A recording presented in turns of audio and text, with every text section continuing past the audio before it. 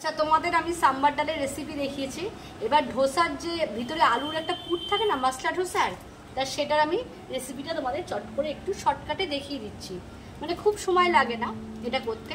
আচ্ছা, এটার জন্য আমি সাদা তেল নিচ্ছি। তোমরা সাদা তেল, সর্ষের তেল যাই নিতে পারো, তবে আমার সাদা তেলই মনে ভালো হয় আর কি।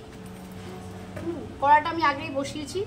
তেলটা ভালো করে এরকম করে পুরো স্প্রেড করে নেবে, ঠিক আছে? পুরো ভালো করে স্প্রেড করে নেবে, নিয়ে ভালো করে তার তেলটা গরম করলে, গরম করার পর সেই একই ফোড়ন, হ্যাঁ, সাউথ ইন্ডিয়ান এতে সর্ষে, কারি পাতা, পেঁয়াজ এগুলো কিন্তু কমন। সাম্বার ডালেও তাই হয়, আর সর্ষেটা একটুখানি আমি বেশি করে দিলাম। আচ্ছা, এর মধ্যে আমি কারি পাতা দেবো। কারি পাতা আমি তোমাদের আগেও বললাম, এখনো বলছি, আমি কারি পাতা স্টোর করে রাখি, কারণ কারি পাতা দিয়ে খুব ভালো হেয়ার অয়েল হয়। কারি পাতা দিয়ে নানা ধরনের রান্নার হয়।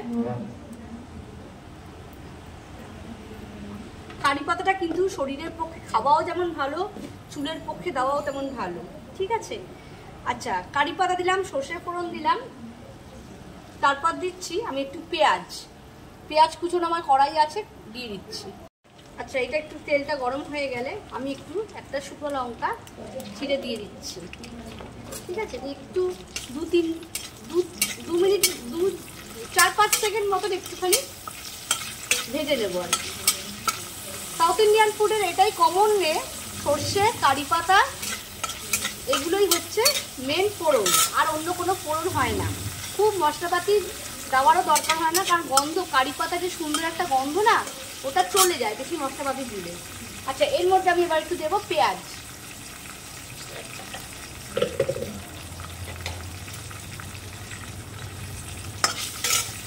পেঁয়াজটা একটু বেশি হলে ভালো হয়, তো আমি আলুর পুরটা অল্প করে করছি বলে।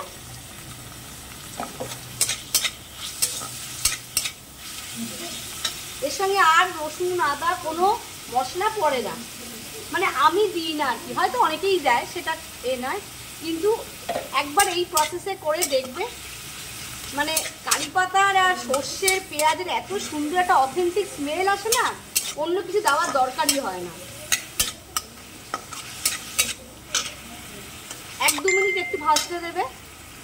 আচ্ছা, একটু ভাজা ভাজা হচ্ছে, তার মধ্যে আমি একটু অড়হর ডাল আছে, অড়হর ডালটা ধুইনি, জাস্ট এমনি একটু শুকনোটা মুছে নিলাম, নিয়ে একটুখানি দিয়ে দিলাম।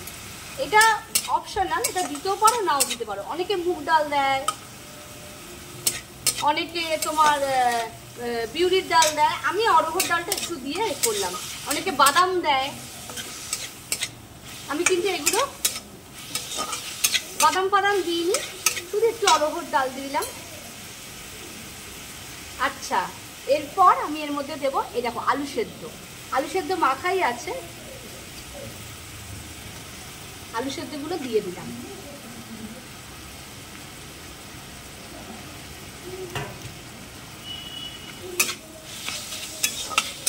খুব টেস্ট লাগে এগুলো এমনি করে খেতে, একবার করে দেখবে। এর মধ্যে আমি পরিমাণ মতন একটু নুন দিলাম। নুন, মিষ্টি সব কিছু নিজেদের টেস্ট অনুযায়ী দেবে।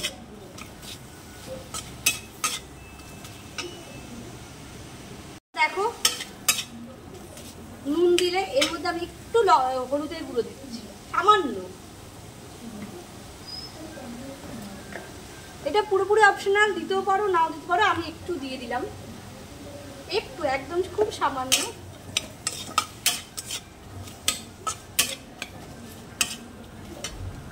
আচ্ছা, এর মধ্যে আমি একটু লঙ্কার গুঁড়ো দিচ্ছি, খুব সামান্যভাবে, খুব সামান্য পরিমাণে লঙ্কার গুঁড়ো দেবে। ঝালটা নিজেদের অনুযায়ী, টেস্ট অনুযায়ী দেবে। লঙ্কা গুঁড়ো তো খাওয়া বেশি ভালো না, জাস্ট রংটার জন্য। কাশ্মীরি লঙ্কাটা আমার শেষ হয়ে গেছে, একটু দিলাম আর কি। আচ্ছা, এরপর আমি দেব এর মধ্যে সাম্বার মশলাটা সাম্বার ডালেও তো দেয়, আলুর ছক্কাতেও, এই আলুর পুরটাতেও দেয়।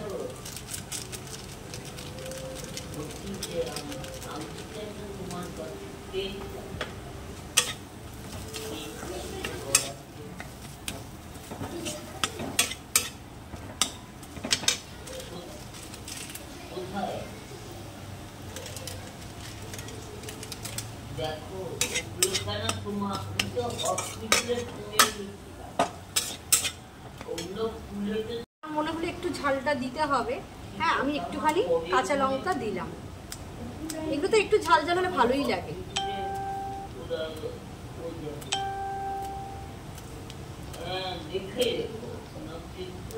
ব্যাস, এই আলুর পুরটা দিয়ে না ভাত খেতেও খুব ভালো লাগে।